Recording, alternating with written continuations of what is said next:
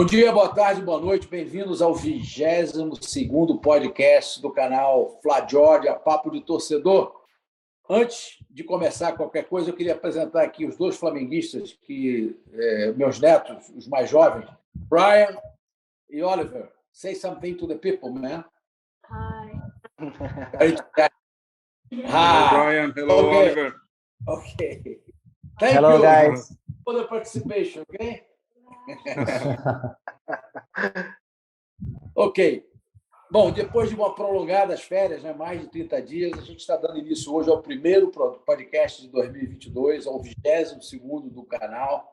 Muita alegria, a gente está com muita saudade. Eu, pelo menos, estava com muita saudade. E você que chegou aí agora, né, se torna membro do canal e dê o seu like, né, depois de assistir o programa, se o conteúdo lhe agradou. E você que já é membro, por favor, dá uma força para a gente junto ao YouTube e dê o seu like também. Hoje nós temos poucos assuntos, né, como já discutimos, né, queríamos ter mais assuntos, mas, basicamente, a gente vai falar sobre a performance da equipe do Paulo Sousa, né, que finalmente foi contratado, o time dele e ele, aliás, muito simpático, né, diferentemente do Jorge Jesus, ele fala, o preparador físico fala, o preparador de goleiro fala, pessoas assim muito agradáveis nas entrevistas. Então, vamos avaliar como é que foi a performance dele nessas 2 primeiras semanas, né? Aliás, o nosso lateral esquerdo pegou coronavírus também hoje, né? Não. Sabia, não. Pegou. Soube que 3 foram identificados, né, do elenco. 3 do elenco foram identificados. Do time que vai entrar também, acho que aquele meio de campo, aquele garoto também está com corona, enfim. Mas Felipe Luiz e Isla, eu sei que falam. João Gomes teve corona. Então, hoje nós vamos avaliar a performance do Paulo Sousa. Nós vamos falar um pouco sobre a saúde do Rodrigo Caio, e aí o nosso fisioterapeuta, que eu vou apresentar de novo, vai nos falar. Surpreendentemente, ninguém falou mais nada, né? Depois que o cara saiu do hospital. Silêncio obsequioso. E também nós vamos falar sobre as entradas e saídas do Flamengo, muito mais saídas do que entradas, e eu considero a renovação do Arrascaeta como entrada, o Thiago Maia, a contratação dele como uma entrada, e algumas informações que já foram dadas aqui no nosso bate-papo com o André já deu. Será que a estratégia do Flamengo é essa? Enfim, esses serão os 3 assuntos principais. Como a gente já discutiu, não tem tanta coisa para fazer. Quarta-feira começa a Flamengo e Portuguesa no Campeonato Carioca. Eu já comprei na Flá TV, né, a apresentação. Eu aqui, de novo, voltei para os Estados Unidos, estou aqui na Geórgia. Temos nosso amigo Felipe, lá da Itália, que vai dar aquela contribuição internacional da Europa, né? Temos o André, nosso fisioterapeuta preferido, que vai, enfim, abrilhantar, principalmente quando entrar na parte do Rodrigo Caio. O Thiago Rebelo, que está voltando hoje a fazer parte do grupo, e o Wagner, que é o nosso, desde o início, né, nosso debatedor nesse nosso podcast. Então, vamos dar início, começando agora, falando sobre o que vocês acharam do trabalho realizado pelo Paulo Sousa. Aliás, o nome é muito bom, né? E a sua equipe, né, nessas primeiras 2 semanas, nessas intensas 2 semanas. Pode começar por você, então, Wagner. O nome é bom mais pelo Paulo do que pelo Sousa, né? Bom, tudo bem, gente? Prazer em estar com vocês aí, né? Aí praticamente aí um mês aí que a gente não se falava, né? Paulo, eu estou muito animado. Você falou aí antes da gente iniciar, mas a renovação do Arrascaeta é uma grande notícia, né? E quando a gente pensa na temporada que acabou, a prioridade era ter um técnico para esse ano. O Flamengo tinha tempo, a preparação começou dia 10, então hoje fazem 2 semanas que começou a preparação, né? Então todo mundo falava que essa era a prioridade. O Flamengo fez isso. Obviamente, a gente esperava que talvez algumas contratações fossem feitas e até agora nada. Mas, por outro lado, eu acho que tem uma notícia muito boa, que a gente se livrou de alguns jogadores. Isso foi um trabalho bom do departamento de futebol, porque precisava, vamos dizer assim, oxigenar esse elenco, né? E as informações que eu tenho do trabalho do Paulo são as melhores possíveis, né? Ontem eu vi até um jornalista falando isso, que ele fala, já cobriu o clube de futebol há mais de 20 anos, e a preparação que eu estou vendo no Flamengo é nível profissional como poucas vezes eu vi na vida, né? E isso está trazendo para a gente aquela expectativa que a gente sempre teve, né, de ter uma estrutura profissional no futebol, e ele vem com, aparentemente, um time capacitado. E como você falou, né, não é simplesmente aquela vaidade, talvez, do Jesus, que tudo era por conta dele, né? Ele aparentemente traz aí um cara mais humano, mais fácil de relacionamento, né?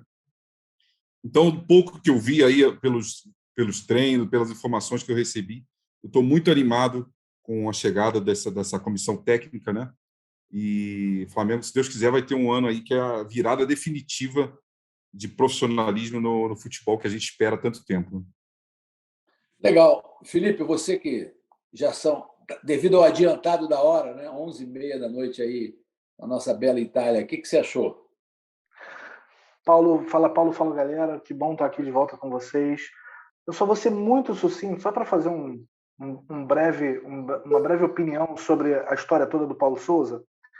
Primeiro, eu acho que é ponto pacífico que todos nós, acredito que vai ser unânime, de que esse tempo, desde que o Paulo Souza e a equipe dele chegaram até hoje, estão dando muito ânimo para a gente, para o que a gente vai viver na temporada. Eu acho que isso é ponto pacífico.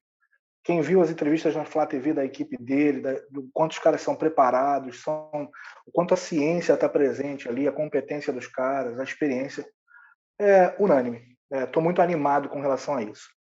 Eu só faço uma pequena análise do seguinte: eu acho que a diretoria do Flamengo ela fechou muito o escopo dela na hora da escolha do técnico em Portugal.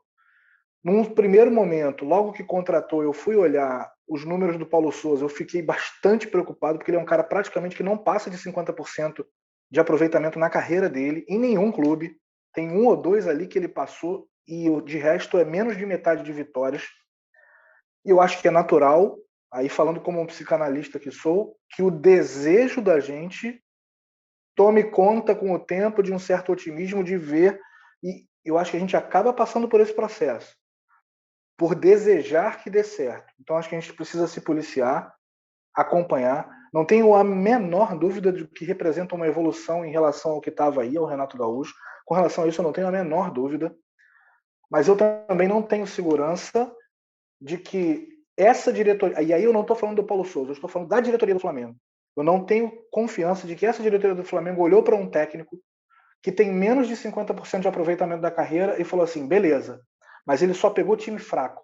Vamos pesquisar a fundo para descobrir. O Paulo Souza teve 50% no time tal e todos os outros teriam 40, 37, 35. Ele é o nosso cara. Eu só coloco essa vírgula para a gente observar na temporada. Acho que é muito comum que a torcida se empolgue, eu acho que é natural, e eu acho que o trabalho que ele fez até agora merece. Então, vamos aguardar, vamos acompanhar. A renovação do Arrascaeta é fundamental e eu acho que dá para ter calma para trazer reforço. O elenco é bom, a Libertadores não começa agora, o Brasileiro não começa agora, dá para ir com calma. Então, André, você deu aquela informação aí do porquê a demora, feedback que você deu para a gente antes de começar. Divide aí com os nossos membros essa história que você... Rapidinho, falando do Paulo Souza, concordo com o Wagner, concordo também com o Felipe. Eu acho que a gente tem que estar esperançoso com o Paulo Souza, por toda a equipe dele, né? A gente saiu de um preparador físico que treinou o Petrolina para um outro que treinou 4 anos o Barcelona, né? Um ano o Barcelona B e 3 anos o Barcelona A. Então, não é qualquer um, é um doutor em educação física, né? E com vários clubes excelentes. A simpatia de todos com a torcida do Flamengo está sendo fundamental, né? E acredito que com os jogadores deva ser a mesma coisa, né? Você vê o treinamento, você vê uma coisa muito diferente. É o que eu falei com um amigo, conversando com amigos, né?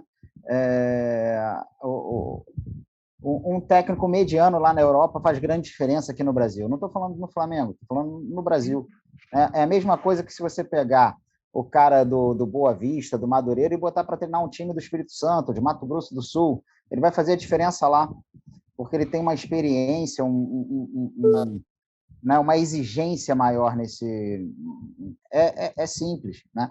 Mas, com certeza, a gente não tem que se empolgar, a gente tem que observar, né? Bom que, como o Felipe falou, vai ter aí o estadual na frente, uma exigência um pouco menor, né, do que Libertadores e Brasileiro, né? E eu estou acreditando muito e estou me agradando muito com o que eu estou vendo, que é, né, pelos pequenos vídeos da Flávia TV e de tudo. A informação que eu vi hoje é o seguinte, é que o Flamengo ele está parado no mercado porque os jogadores que ele quer, ele não consegue bater de frente com a concorrência na Europa, né? Como eu falei, um time pequeno na Inglaterra tem muito dinheiro e sai na frente do Flamengo em valores de salário e de várias coisas. Um time mediano na Suíça, um mediano na França tem mais dinheiro do que o Flamengo, então é complicado o Flamengo ter essa concorrência. Então o Flamengo está esperando fechar a janela de transferência europeia, que fecha no dia 31 de janeiro, e aí para começar em fevereiro a não ter mais essa concorrência e ser um dos principais, aí ele sim ser um dos principais concorrentes com os outros, porque aí ele vai estar à frente dos outros que vão concorrer, que são da América do Sul, né, e de outras regiões. Então, aí, por isso essa demora e pela diretoria achar que nosso time é um time bom, né, mas nós precisamos de reforço, lógico, de reforços. Então, é essa a informação que eu trago. Antes de passar para o Thiago, eu só queria falar o seguinte, será que o Paulo Sousa pegou um plantel como ele está pegando agora antes? Na Polônia tinha o Lewandowski, que é o melhor jogador do mundo, mas porra, e o resto, né? São 11, né? Esse é um ponto importante. E outra coisa é sobre a soberba do Jesus. Eu mandei para vocês aí, não sei se vocês tiveram a oportunidade de ver a primeira entrevista do Jesus e a primeira entrevista do Paulo Sousa. Cara, é outra conversa. O cara realmente é muito mais sereno, muito mais tranquilo, inclusive com o português mais entendível, né? O Jesus tinha mais dificuldade. Eu acho, assim, eu estou com grande esperança, cara. Eu acho que o plantel aquele Paulo Grilo, nossa, eu vi a entrevista do cara. O cara foi pegar know-how de treinar goleiro de handball e de futebol de salão. Quer dizer, o cara vai buscar, ele vai pesquisar outras histórias para trazer para o futebol e tal, enfim. Mas vamos lá, Thiago. E aí, o que tu achas? Boa noite, rapaziada. Obrigado mais uma vez pelo convite. Concordo com tudo que foi dito até aqui. Acho que a minha expectativa também é muito alta em cima do Paulo. Não sei se por conta do último técnico ou dos últimos técnicos que a gente teve, né, que foram muito questionáveis, né, tirando aí o Rogério Ceni, que tinha um lado de tática mais forte, os outros, para mim, não agregaram nada, principalmente o Renato Gaúcho. Então, a minha expectativa em cima do Paulo é muito grande. Acho que um bom sinal, inclusive dentro do clube, de que a metodologia de trabalho dele é muito boa, são os vídeos da Flá TV. Alguém aqui lembra de algum vídeo da Flá TV na época do Renato Gaúcho? Assim, mostrando metodologia de treino? Eu não lembro de absolutamente nenhum vídeo do Renato Gaúcho. E a Flá TV, ela solta cada semana aí 3, 4, 5, 6 vídeos dos treinamentos do Paulo Sousa. Então, isso mostra o quanto o dia a dia ali já no Ninho já mudou, né? Acho que ele traz uma metodologia europeia, né? E que a gente presenciou isso na época do Jorge Jesus, que foi uma intensidade no início do ano muito forte. Eu lembro nos nossos grupos de Flamengo, né, Felipe? A gente discutindo lá atrás, na época do Jorge Jesus, que a gente estava até preocupado com ele, com o Jorge Jesus, porque ele estava estourando os jogadores todos. Assim, no início da temporada, uma série de contusões musculares, e a gente falando, cara, o cara está estourando os jogadores, pô, isso está certo e tal. Gerou uma discussão muito grande. E depois, no decorrer da temporada, a gente conta nos dedos as contusões que a gente teve. e as contusões que a gente teve, a rapidez na recuperação foi muito rápida. Então, eles têm isso muito forte na pré-temporada eles terem uma intensidade muito forte e ao longo da temporada eles fazem uma manutenção, né? Eu entendo também a preocupação do Felipe em relação a aproveitamento do Paulo Souza, mas assim tem alguns pontos aí assim que a gente pode levar em consideração. O Paulo Souza ele chegou a ser 5º lugar, ele terminou um campeonato italiano na 5ª colocação com a Fiorentina e foi eleito técnico da temporada naquele campeonato, né, com a Fiorentina. Depois ele chegou a receber algumas propostas, e aí no mundo do futebol a gente não sabe o que acontece, mas ele chegou a ser cotado na Juventus, até porque ele atuou na Juventus, foi campeão da Liga dos Campeões com a Juventus, tem uma identificação muito grande.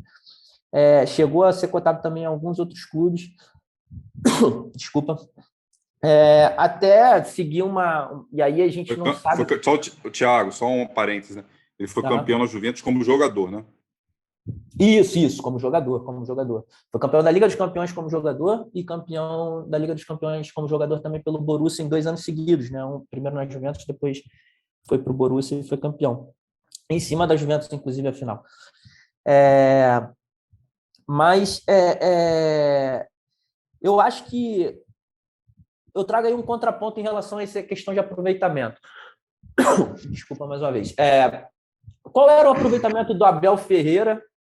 Se alguém tem aí o aproveitamento do Abel Ferreira até ele assumir o Palmeiras. Por que eu trago esse ponto? Porque eu acho que o técnico europeu, que tem uma capacidade de ter estudado, de análise, de tática, quando ele chega no Brasil, ele é muito diferenciado. Então, a tendência dele sobressair muito aqui no Brasil, ele conhece a história do clube, ele conhece de tática, é muito grande. Tá? E um último ponto, aí em relação ao que o André falou, de contratação. Eu concordo, se a gente for olhar para o mercado europeu, a gente não tem uma competitividade tão grande em relação a, inclusive, mercados periféricos. Mas eu acho que o Flamengo olha muito mal para o mercado sul-americano. Muito mal. Acho que a gente contrata mal no mercado sul-americano e perde muitas oportunidades no mercado sul-americano. Acho que o Inter está fazendo uma janela sensacional, justamente porque está olhando para o mercado sul-americano. Essa defasagem que a gente tem em relação à Europa, a gente talvez tenha uma vantagem em relação aos nossos vizinhos, e tem jogadores muito bons aqui. O River e o Boca sempre fizeram isso muito bem. Então, acho que o Flamengo poderia olhar com mais carinho aí para o mercado da América do Sul. E da Europa a gente nunca trouxe nenhum europeu, né? Só brasileiro que vai e volta. Teve o Mari, mas foi um achado também. Só o Mari, mas não quer voltar mais. Isso, exatamente. Prefere ficar por lá. Mas, enfim, vamos torcer, né? Eu acho que, como vocês falaram, aí, a estrutura foi bem montada, o treinamento está sendo ótimo. Com relação ao que vocês levantaram aí do Flá TV, do Renato, eu assisti alguns treinos dele com a mão assim, aquele assessor dele, rachão, o assessor dele dando o Renato definitivamente, ninguém, passado só um comentário, ninguém esperava tanta incompetência. Nossa, assim, ele tem que ficar parado uns 2 anos agora, né? Talvez fazer algum curso, alguma coisa assim, porque ninguém vai contratar o cara, né? Realmente é brincadeira. Mas Paulo, deixa eu fazer um comentário para finalizar o assunto do Paulo Souza, que o Felipe trouxe uma questão pertinente, que é o histórico dele, e o Thiago fez uma questão do mercado sul-americano também. Porque eu estou pensando o seguinte: o Flamengo, apesar da capacidade financeira, o Flamengo não tem poderio para trazer um Mourinho ou um cara desse nível europeu. Não tem, não dá hoje, né? E, ao mesmo tempo, as promessas do Brasil não existem. Não dá para o Flamengo hoje falar assim, ok, o Barbieri fez um trabalhinho legal no Bragantino, está pronto para vir para o Flamengo. E o nível que estava acostumado, a gente já não quer mais cometer esse erro, ninguém aguenta mais, né? Então, as opções que sobravam era pegar um técnico, vamos dizer assim, de 2ª, 3ª prateleira da Europa, e com algum potencial, eu acho que ele se encaixa nesse sentido, um cara de 51 anos, né? Foi um cracaço de bola, ou olhar o mercado sul-americano, fazer igual o Fortaleza fez no Vojvoda, né? Então, eu acho que assim, a gente não tinha muita opção, não. Era um europeu com potencial, ou, o Thiago falou, tentar arriscar um sul-americano aí que talvez estivesse aí, como o próprio Atlético fez, né? Eu não conhecia esse cara do Atlético, e o Bem cara estava no conhecido. México, né?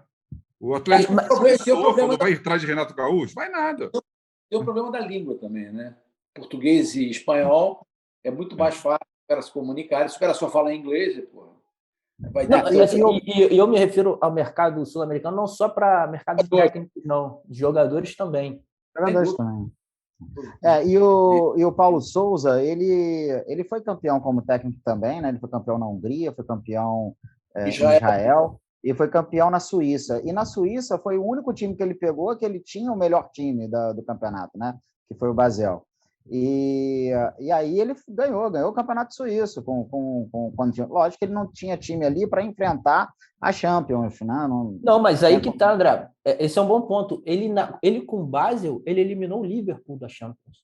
Pois ele caiu no grupo do Liverpool e ele classificou junto com, agora eu não lembro quem, mas o Liverpool ficou em terceiro e foi eliminado da Champions pelo Basel dele. Sim. Galera, mas só para reforçar, o meu ponto é o seguinte: eu tenho muito receio. A gente sabe como é a torcida do Flamengo e hoje em dia com redes sociais, né?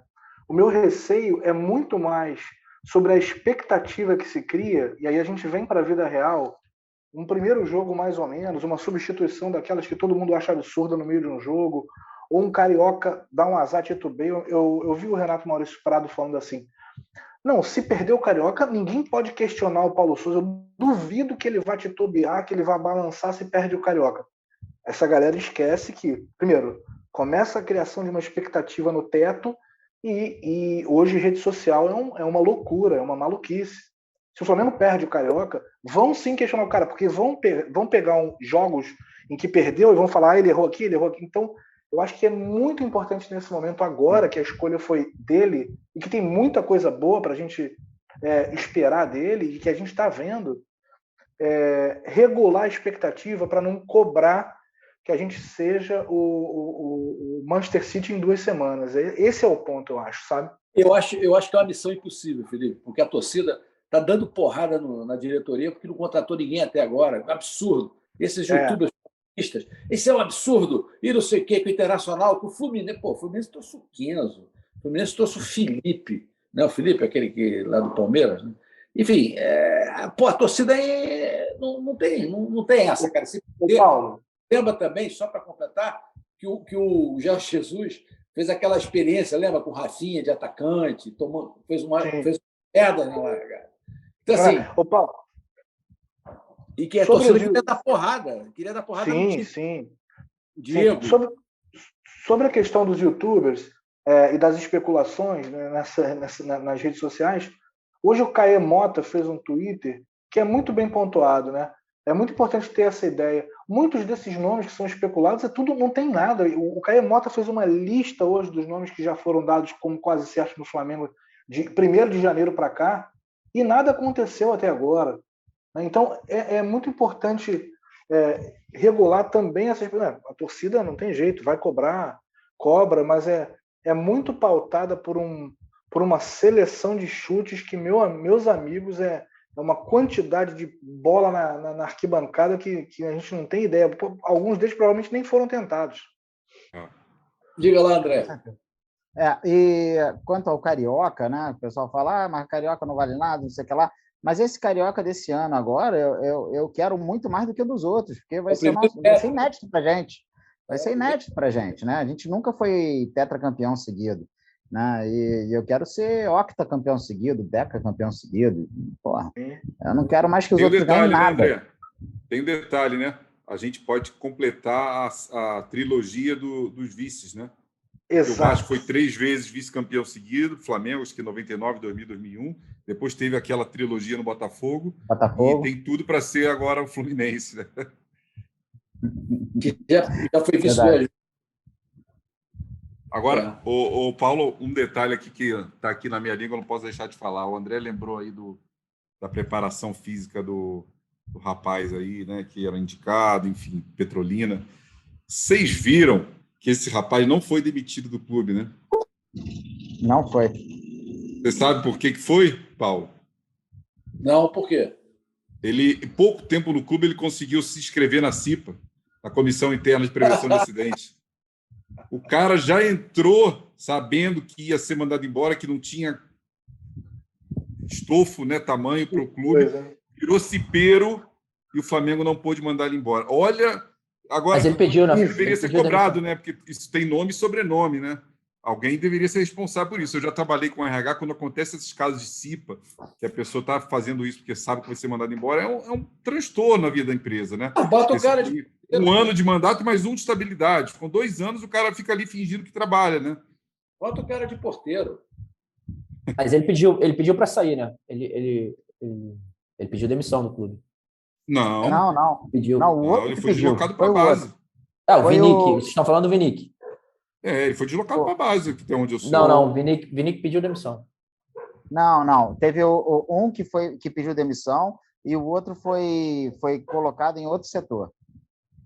Então, o Vinick pediu demissão. O que era da CIPA, ele realmente não poderia ser mandado embora, até onde eu sei, pode estar falando alguma besteira.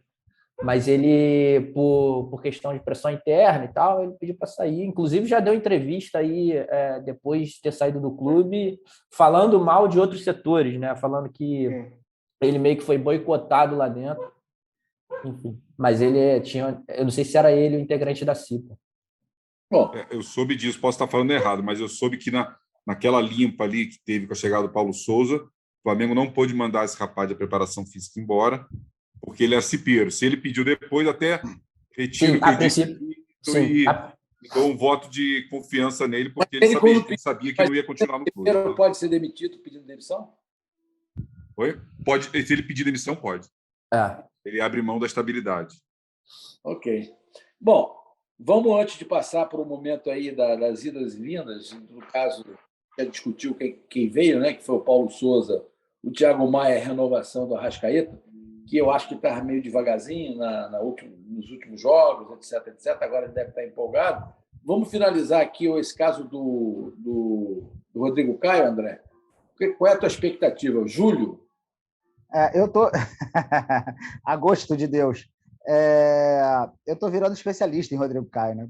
Eu só falo de Rodrigo Caio aqui no canal. E estou dando graças a Deus também, porque o Flamengo meio que não quer contratar o Douglas Silva, né? Senão seria parceiro dele no DM. Cara, o Rodrigo Caio, cada vez que a gente passa, cada momento que passa, a gente vê que o Barcelona estava super certo, né? Cara, é um cara de vidro. Infelizmente, tem pessoas assim, se machucam com mais constância. Infelizmente. Né? Agora, foi uma falta de cuidado. Isso foi uma falta de cuidado, porque quando você dele ou do faz departamento? Do departamento médico. Porque quando você faz uma cirurgia, né, você sabe exatamente o que você pode e o que você não pode. Né? O médico fala para você, né? Olha, você não pode fazer isso, você não pode fazer aquilo, você não pode fazer aquilo outro. Porra, você com os pontos ainda não cicatrizado vai fazer trilha, ninguém falou nada para ele, ou então não acompanhou, entendeu? Ele tem que saber disso. Isso foi uma irresponsabilidade dele, uma irresponsabilidade sem saber, né? E uma má gerência do caso pelos médicos. Pode ser até o médico que operou ele, junto com o doutor Tanuri do Flamengo, precisava ter esse negócio. Agora, sinceramente, se sou eu, o vice-presidente do departamento médico, falar: olha, Rodrigo Caio, você me desculpa, você não vai para sítio nenhum, você teve esse problema aí, cara, a gente não sabe o que você vai ter no sítio, contato com o quê, você está longe, se tiver algum problema é difícil de te socorrer, então vai ficar por aqui mesmo, vai fazer o tratamento, a fisioterapia no clube, entendeu? Porque tem que fazer, cara, ele tá em tratamento, tem que fazer, entendeu? Eu acho que o CTI, cara, saiu da cirurgia e deixaram no CTI 40 dias. E, porra, o cara se machuca. Ou então se lembra daquela novela antiga pra caramba que o cara ficava na bolha, né? Eu acho que era o Ney Latorraca, fazia assim com o Rodrigo Caio. Então, o que acontece, cara? Entrou uma bactéria dentro do ponto dele, e isso é muito grave, é uma coisa muito grave. Pode ocasionar um problema muito sério muito sério, de até perda do membro, até morte, se a bactéria... Porque pode causar uma infecção generalizada. Lógico que eu estou falando de um extremo, mas pode acontecer, entendeu? É uma coisa muito séria, tanto que ele ficou internado para tomar antibiótico na veia, porque a bactéria não devia ser uma bactériazinha qualquer, né? E então teve que tomar um antibiótico na veia por muito tempo, completar o ciclo do antibiótico, e mesmo depois do ciclo do antibiótico, mesmo assim, ainda fizeram 2 procedimentos cirúrgicos durante o antibiótico terapia, né? Para se tirar isso mais rápido, né? E, cara, ele voltou agora começa tudo de novo, começa a recuperar tudo de novo, entendeu? E aí, geralmente, joelho, só se for o caso de ligamento não, de menisco, que o cara volta bem rápido, uma coisa simples. Agora, o caso dele, pelo menos aí uns 2 meses. Então, o pessoal está falando aí, início de março. Não, início de março não, duvido. Se não for final de março, é abril. Bom, se não for pior, mas assim, eu não tenho o caso dele na minha mão. Volto a dizer, eu não tenho o caso dele. Eu estou falando pensando no caso, né? O caso dele pode ser pior do que eu penso ou até mais simples do que eu penso, mas eu acredito que só final de março, início de abril, que ele possa estar... Pelo histórico do paciente, é lá para abril mesmo. E, sinceramente, tem que renovar isso, tem que renovar. Sabe o que acontece? Por melhor que seja o doutor Tanuri, que eu não o conheço pessoalmente, né? Ele já está desacreditado com a torcida, provavelmente com jogadores, com o caso do Pedro. Então, tem que renovar esse ar aí, entendeu? Esse negócio tem que renovar, tem que dar mais credibilidade a esse setor. Aparentemente não vai acontecer, né? Porque não mudou, aparentemente não. Nada, está tudo sob controle. Eu vi ele dando depoimento sobre o Rodrigo Caio. Enfim, essa é a única área que está meio imexível. Fala, Wagner. Paulo, vou fazer um comentário aqui antes da gente dar um break aí que está precisando, né? Tempo. Só para não ser injusto, tinham 2 preparadores físicos no Flamengo. O Vinick, que era do Petrolina, realmente esse pediu desligamento. O que permaneceu foi o Alexandre Sanz, esse que é o rapaz da CIPA, tá? Só para não ser injusto. Os 2 eram alvos de crítica da torcida no passado, né? Mas esse Alexandre Sanz permanece no clube e foi deslocado para a categoria de base, tá? Esse Alexandre Sanz, ele foi indicado pelos jogadores, a formação dele é em CrossFit, né? Fala, Thiago. É o Vinick, que é o crossfiteiro. Bom, meus amigos, agora então vamos entrar nessa nossa análise da movimentação do plantel do Flamengo. Só um detalhe, eu escutei hoje no podcast aí alguém falar, não sei se era um jornalista ou se era um youtuber. Que também são jornalistas, né? Jornalista é uma profissão que você não precisa se formar na faculdade para ser. Enfim. E ele dizendo o seguinte: o Flamengo adotou essa estratégia de fazer uma cleaning no plantel, porque uma das razões que eles acham que o Flamengo não foi muito bom, além dos técnicos, etc., em 2021, é que o Flamengo tinha um plantel secundário muito abaixo do plantel original, então precisava trazer gente para ameaçar, né? Então, o Thiago Maia, que ameaça o Andrés, o Vitinho, que ameaça sei lá quem, e assim sucessivamente. O Flamengo realmente fez uma eliminação, vocês têm a lista aí que vai aparecer aqui para os nossos membros analisarem, de quem saiu. E realmente saiu muita gente. Kennedy saiu porque foi convidado a voltar, mas a gente vai falar um por um aqui dos que saíram, e tinha gente lá, o Pires da Mota, por exemplo, estava na pendência há uns 2 anos ou 3 anos, finalmente conseguiu sair. Então, vamos analisar um por um aqui, a gente dá o nome e bate um papo. Eu só estou triste que eu não vi aqui nessa lista o René.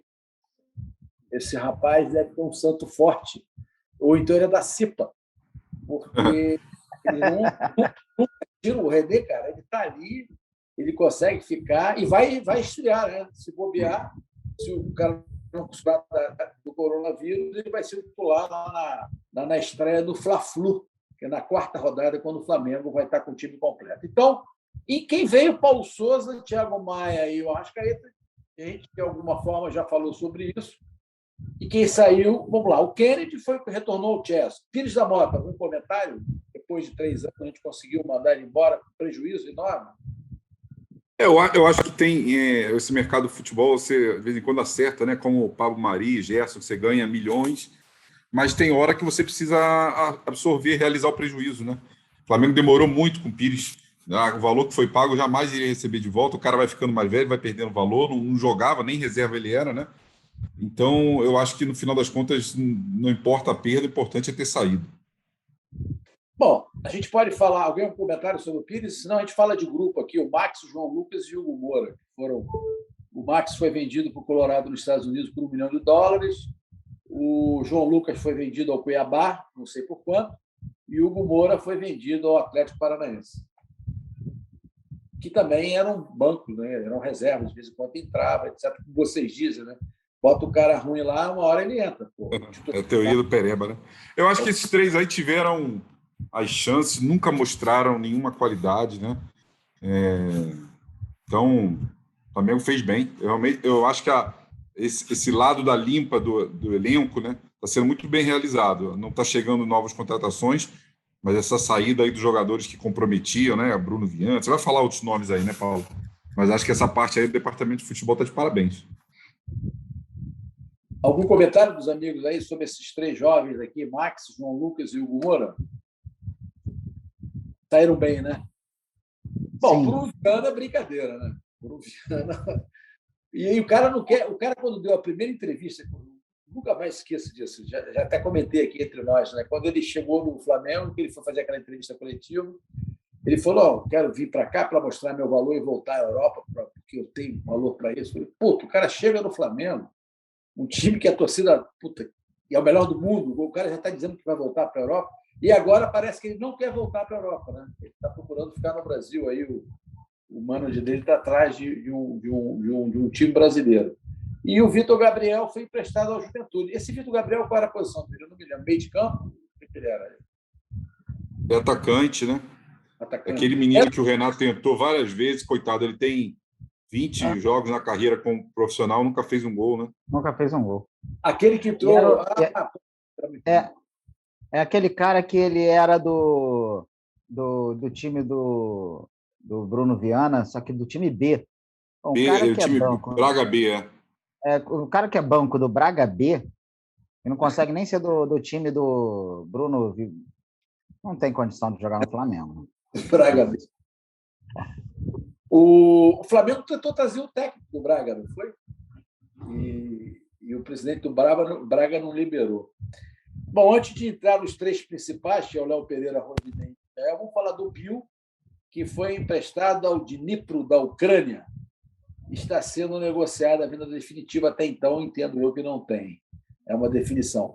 Léo Pereira também foi uma... Eu pessoalmente já falei isso, eu gosto, o cara é canhoto, foi sendo negociada com a Cruz Azul do México. Eu ouvi dizer que o Paulo Souza não quer liberar o cara, que ele está gostando do treinamento, etc, etc, etc.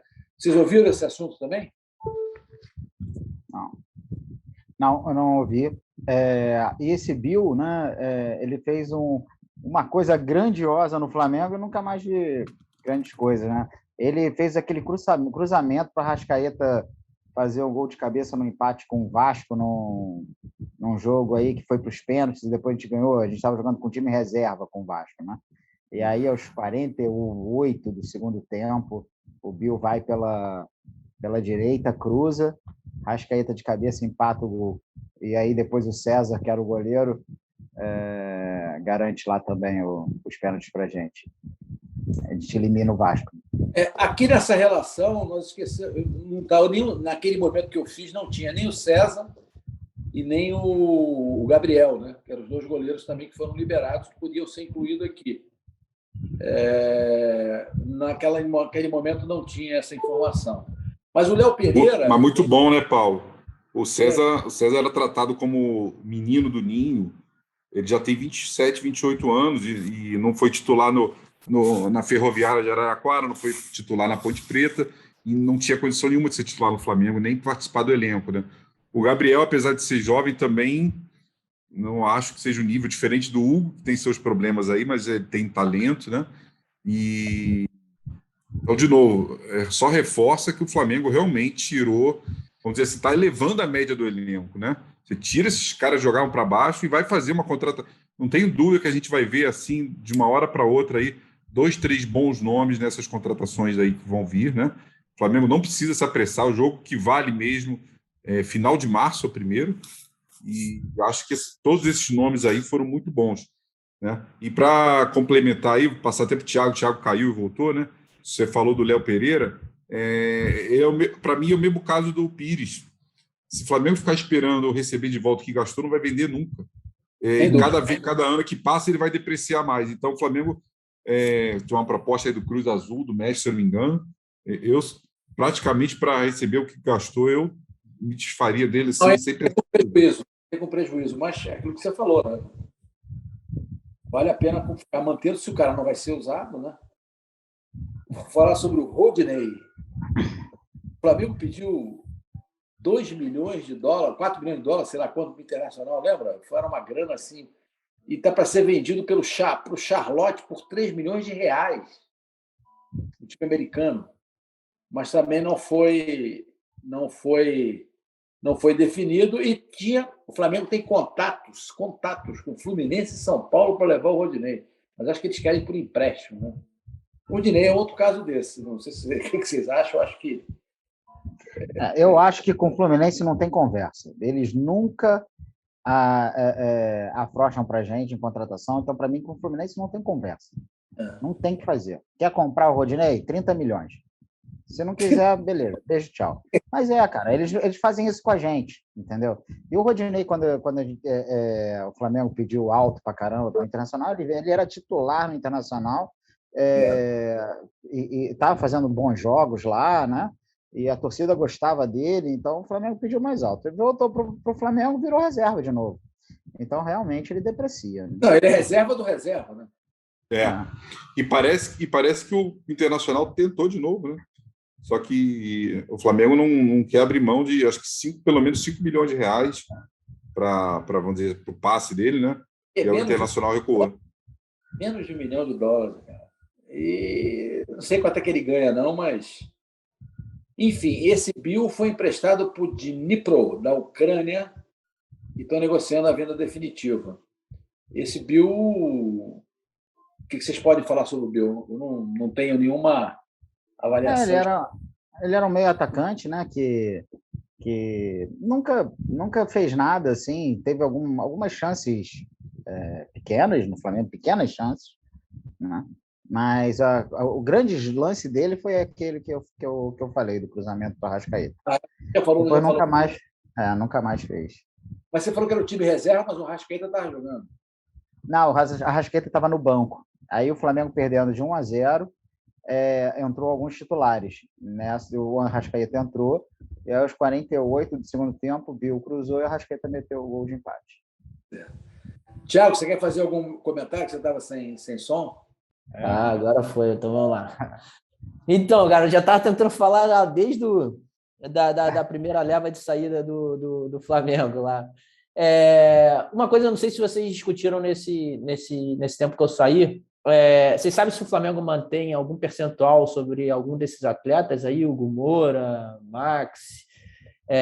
Desses todos que a gente falou, assim, das saídas, eu concordo com o Wagner. Eu acho que foram excelentes saídas para o Flamengo, principalmente os goleiros. Eu fiz um levantamento uma vez, assim, uma curiosidade, tipo, pensando quantos goleiros o Flamengo revelou que chegaram à seleção brasileira, né?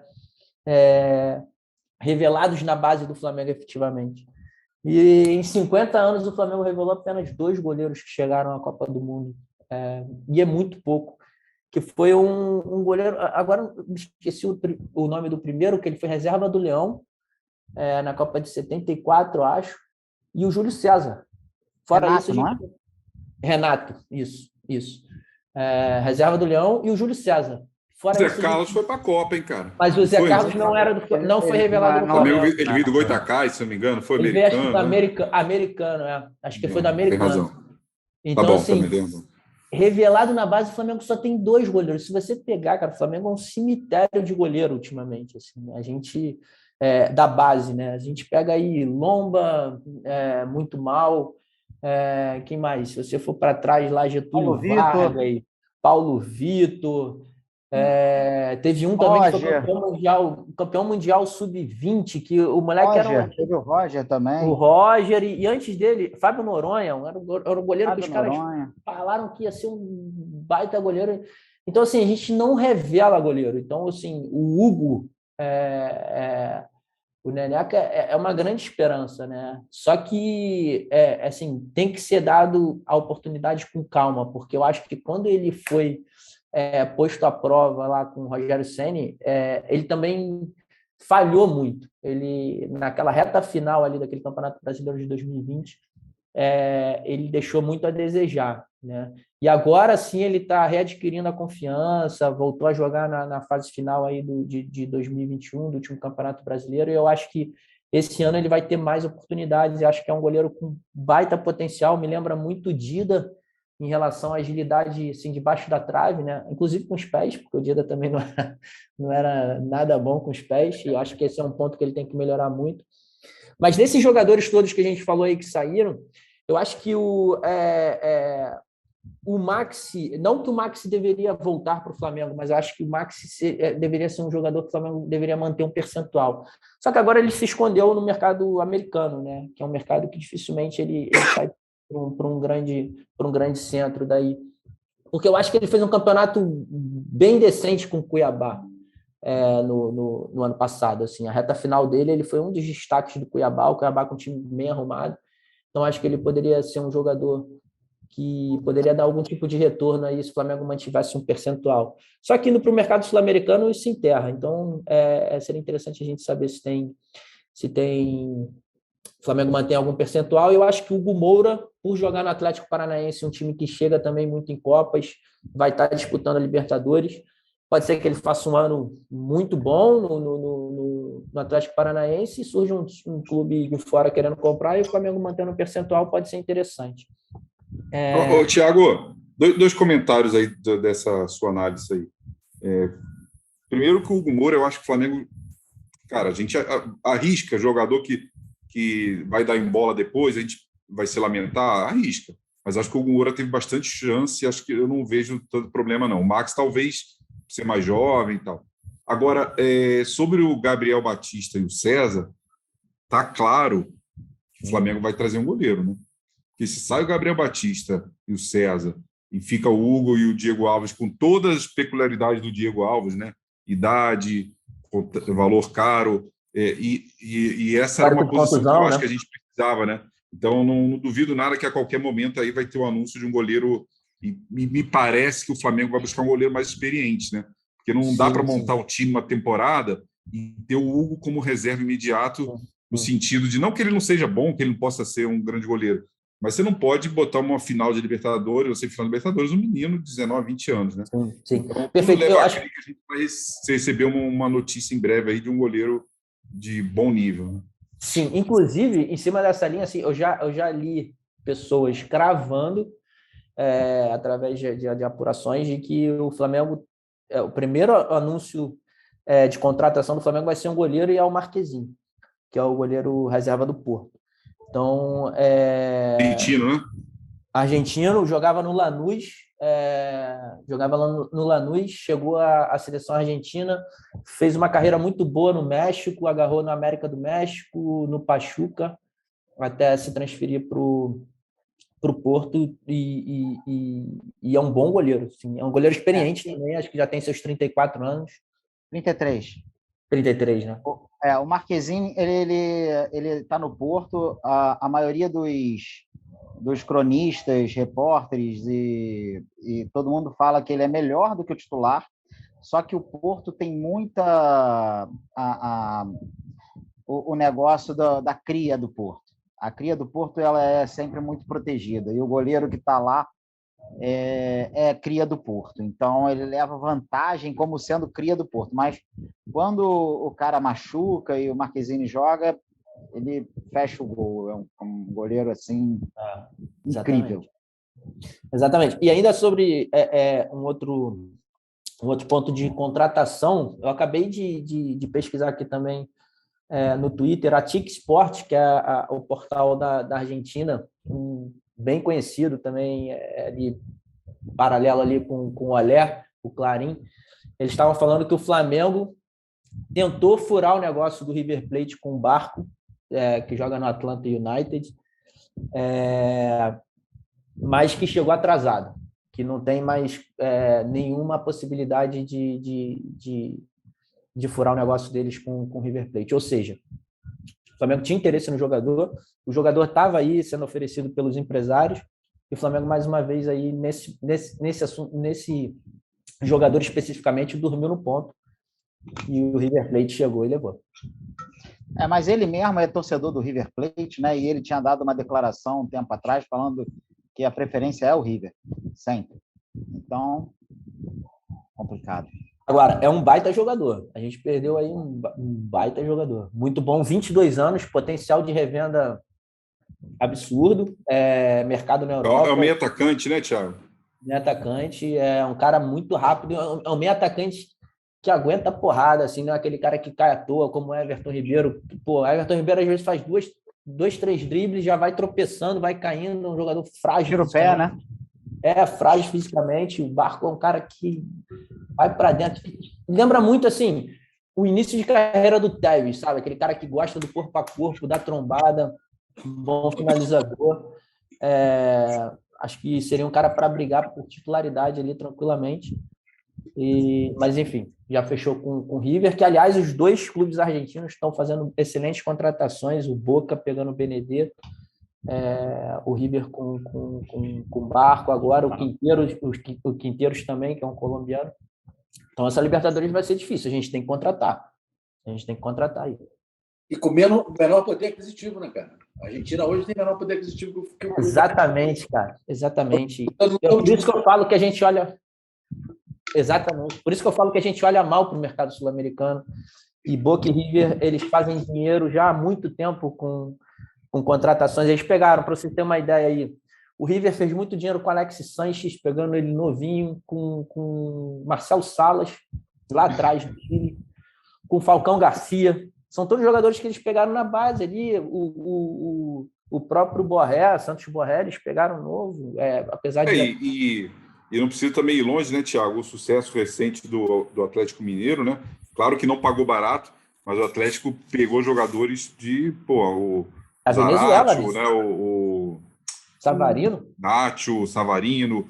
O Júnior Alonso menos, né? Um pouco mais, mas o Atlético Mineiro se reforçou bem com os jogadores da América do Sul e conseguiu os resultados aí, né?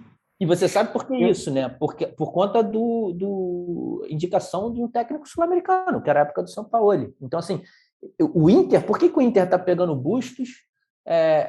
Pegou, acho que outros jogadores ali também, estava de olho em outros jogadores do... Esqueci agora o nome do time que ele veio, que o Medina, Cacique Medina veio, que ele foi... Tajeres e Córdoba, que é um dos novos ricos da América do Sul aí. Ele estava indicando vários jogadores do Tajeres, porque esses caras conhecem o mercado, e a gente não conhece o mercado. A gente deveria ter um olheiro que soubesse muito de mercado sul-americano para a gente poder mapear esses jogadores. Mas, enfim, acabei fugindo um pouco aí da pauta, mas dentro aí de contratações também. E a Libertadores vai ser realmente mais difícil esse ano também, porque a Argentina tem mais um reforço, né? A torcida. Não teve esses 2 últimos anos, e a torcida da Argentina é uma torcida que faz diferença, pressiona muito, pressiona a arbitragem, pressiona muito. Torcida sul-americana, de uma forma geral, não só a Argentina, né? Jogar no Equador é problemático, Chile, Uruguai, por aí fora. Bom, é isso aí. Temos que entrar no assunto principal de saída, e eu já vou dar minha opinião na largada, que é o famoso Michael, e está nessa novela fantástica com o Elal, vai, não vai, o Flamengo quer visto, o Elal não quer pagar em 2 vezes. O cara abriu mão de 15% do passe para poder ir, etc. Ganhava R$4 mil no Goiás, foi R$6 mil no Goiás, foi aumentado para 14 mil, e está todo feliz, porque recebeu mais de 100% de aumento.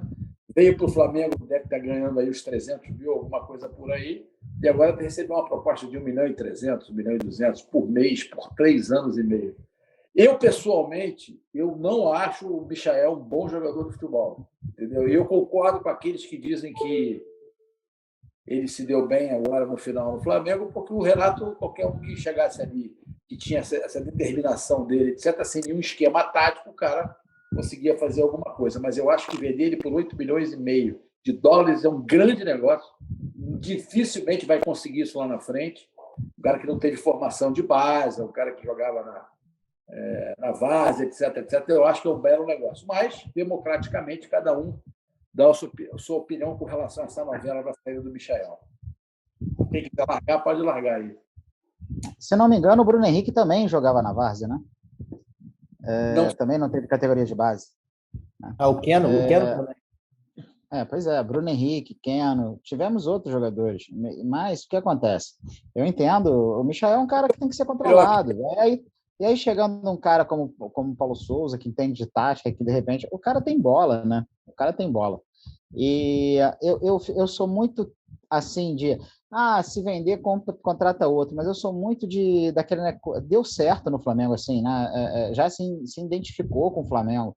É o mesmo caso do Elias, mandou o Elias embora, não recuperou outra posição ali para o Elias naquela época, né, em 2013.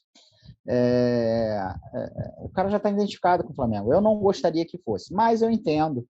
É uma oportunidade, ele não vai ganhar 1.300.000 no Flamengo. Né? Ele não está forçando a saída dele, mas, cara, é a oportunidade da vida dele, entendeu? Então eu entendo, se ele for embora, uma boa sorte para ele, gostei muito da passagem dele, e ótimo. Agora, se ele ficar também, por que acontece? O Al Hilal chegou falando, olha, quero à vista, o Flamengo, tudo bem. Ele chegou, não, beleza, agora que você aceitou, vamos parcelar? Né? Ele ofereceu 6 milhões e pouco à vista, né? Aí 8 milhões ele quer parcelar. Pois é, aí o Flamengo não quer porque tomou aquela lá do mundo árabe do Hernani. Então ele quer as garantias e os caras não querem dar garantia. Por que não quer dar garantia? Não vai pagar? Dá as garantias, porra. Eu acho o seguinte, eu acho que o Michael, eu estou mais na linha do Paulo, assim, mas não no sentido de que eu acho que o Michael seja um peladeiro, né? Assim, eu acho que ele é um jogador. Se você for pegar o histórico do Michael no Flamengo, a gente está com a última impressão, né? Dos últimos. E aí o pessoal está falando, cara, o Michael teve um 2021 muito bom. Mas isso não é verdade. Tá? O Michael não teve um 2021 muito bom, ele teve os últimos 6 meses muito bons. Foi depois da chegada do Renato Gaúcho, porque aí eu concordo um pouco com o Paulo, porque o Renato Gaúcho ele tem um jogo de transição rápida, que favoreceu muito o estilo de jogo do Michael. E o Michael tem uma coisa que falta no futebol, talvez mundial hoje, que é o drible. Ele consegue quebrar uma defesa com um drible. E numa transição rápida, isso prevalece muito. Então, favoreceu muito o futebol dele. Mas o Michael teve um 2020 tenebroso, não diminuindo o Michael, porque no Goiás ele foi muito bem, mas o 2020 dele no Flamengo, assim, ele errava tudo, completamente tudo, quando ele entrava em campo. Os primeiros 6 meses de 2021 dele foram de altos e baixos ali com o Rogério Ceni. Muitas vezes o Rogério Ceni não contava com ele nas substituições. E com o Renato Gaúcho ele deu um salto de produção, assim, realmente surpreendente. Eu acho que é um jogador que já vai completar, se não me engano, 26 anos agora em março, né? A gente está falando de 48 milhões, 46 milhões entrando na conta do Flamengo. O Flamengo nunca vai conseguir vender ele por esse valor para ninguém. É uma baita oportunidade de mercado. Não acho que seja um jogador insubstituível. É um jogador reserva no Flamengo hoje. Quer queira ou não, ele é um reserva. Ele não vai barrar o Bruno Henrique, ele não vai barrar o Everton Ribeiro hoje, ainda mais em ano de Copa do Mundo. Não vai barrar o Gabigol, não vai barrar a Arrascaeta. Então, assim, ele vai continuar sendo reserva. E eu acho que com esse dinheiro a gente consegue, sim, trazer jogadores com até mais qualidade do que o Michael, assim, tática, tá? Fazendo análise tática, assim, eu acho que o Michael teria dificuldade com o time do Paulo Souza, onde ele tem que cumprir algumas funções táticas ali que eu acho que ele teria certa dificuldade. Ele é um jogador mais de segundo tempo para mudar o jogo, o time está perdendo, ele precisa entrar, precisa dar o drible, fazer uma transição rápida. Acho que ele seria um jogador útil nesse sentido. Mas não seria titular e o dinheiro é muito grande para um jogador de 26 anos. Então, eu não tenho a menor dúvida que o Flamengo tem que vender ele, e eu acho que o Flamengo tá causando muito problema por causa de 5%. Né? Que eu acho que o que está impedindo aí é os 5% do Goiás. Cara, 5% para esse montante que estão pagando no Michael é irrisório. O Flamengo Thiago, eu não acredito que é 5%, sinceramente. Pois é. Esse não posso acreditar isso, cara. Não é possível, pô. Só deixa eu dar um detalhe que a gente não falou do Michael. A gente tem que pensar também que será que ele melhorou com o Renato ou ele teve síndrome do pânico, depressão no ano de 2020 inteiro. No início do ano de 2021, ele começou a ter um acompanhamento psiquiátrico e psicológico do Flamengo e foi melhorando. E será que a melhora dele não veio depois do tratamento? Ou será que foi coincidente com o Renato Gaúcho? A gente tem que pensar nisso também, né? Também, bom ponto. Mas por 8 milhões... André, só para dar minha opinião aí, eu acho o seguinte, é tentador o Flamengo se livrar, entre aspas, do Michael, porque pagou caro. Então, chegar alguém que pague o que o Flamengo pagou perto disso, deve dar mas, assim, ele teve um ano de 21 muito bom. O Thiago falou que foi o segundo semestre, mas no primeiro semestre ele já tinha participado de algumas assistências. Ele não jogou, ele já vinha melhorando, porque o ano de 2020 foi patético, né? Eu acho que a gente não acha jogadores aí de bobeira para ser reserva com as características de mudar uma partida que ele tem, entendeu? Que é um cara do drible, com velocidade e tal. Eu acho que o Flamengo não está precisando desse dinheiro nesse momento. Então, eu não abriria a mão para um jogador que deu muito certo no ano de 2021, jogou muito bem, e foi quase... Se você tirar os pênaltis, ele foi artilheiro do campeonato, entendeu?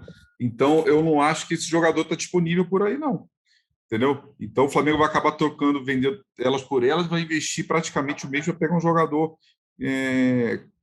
sem essa comprovação dentro de campo, né? Mas, volto a falar, deve ser tentador, porque o Flamengo pagou caro, né? E recuperar esse dinheiro aí, imagino que isso deve estar pesando aí na decisão, né? E só lembrando um ponto muito importante, assim, o Flamengo tem uma meta a cumprir de 140 milhões de vendas em 2022. Tá? O Flamengo tem até agora, com essas vendas de jogadores e parcelas que recebeu de alguns jogadores que saíram, não estou falando de Paquetá, Renier, nada disso, de 55 milhões até agora. Tá? Então, assim, o Flamengo tem 140 milhões para bater. Não, minto. O Flamengo acho que conseguiu em torno de 10 milhões em vendas. Com a venda do Michael, chegaria aos 55. E a gente ainda tem aí, então, um longo caminho. Eu acho que se a gente não vende o Michael, a gente fatalmente vai ter que se desfazer de algum grande nome. Então, assim, botando na balança, entre um grande nome e o Michael, reserva, 26 anos, indo para o mundo árabe por 46 milhões, eu não penso duas vezes em vender um Michael. Entendeu? Eu acho muito mais arriscado perder um Bruno Henrique. O Everton Ribeiro acho que não tem tanto mercado para chegar a uma venda grande, mas chegar a uma Inglaterra e comprar um Gabigol, entendeu? Então, para a gente se fortalecer e poder negar propostas por esses grandes nomes, a gente tem que vender o Michael. Mas apesar que o cara saber que vai ser reserva é sempre o problema, né? Todo mundo quer ser titular, isso deve ter uma pressão, e como o Paulo falou, né? Ainda que ele tenha multiplicado por 20 o salário dele, ele tem a proposta agora de multiplicar por 4. Isso é tentador, né? Resolve a vida do cara definitivamente, né? Mas se esse número que o Thiago deu é exato, porra, então, é previsão orçamentária, mas eu acho que essa previsão eu não estou preocupado, porque eu acho que fatalmente a gente vai perder aquele garoto de 17 anos, eu esqueci o nome dele, Matheus França, né? Acho que isso aí vai segurar um pouco, tomara. Eu acho, já estava o Real Madrid especulando, Entendeu? O garoto entrou no estadual, arrebentou com o estadual, o Real Madrid vem com a mala de dinheiro. Pois é, mas assim, eu prefiro. Aí, outro ponto, eu prefiro segurar o Matheus França do que o Michael. Eu também. Entendeu? Eu prefiro segurar o Bruno Henrique. É isso que eu estou falando. E outro ponto, assim. Para pagar esses 90 milhões. Pessoal, nós estamos chegando já, acho que 2 horas, né? Quase 1h40, quase. 1h40 de podcast. Hoje foi a saudade, então realmente é absolutamente plausível que a gente tenha passado do tempo. Espero que os membros gostem, dê muito like, mas a gente vai ter que encerrar, agradecendo aí a participação de todos vocês. E vamos nos reunir segunda-feira que vem, dia 31, último dia útil, aliás, o último dia do mês de janeiro, já analisando o jogo contra a Portuguesa e o jogo contra o Volta Redonda, se não me engano, que vai ser lá na Cidade do Aço. Já vão ter 2 jogos para ser analisados desse time sub-20, o time alternativo do Flamengo. Tudo bem? Então, boa noite a todos e, uma vez Flamengo, sempre Flamengo.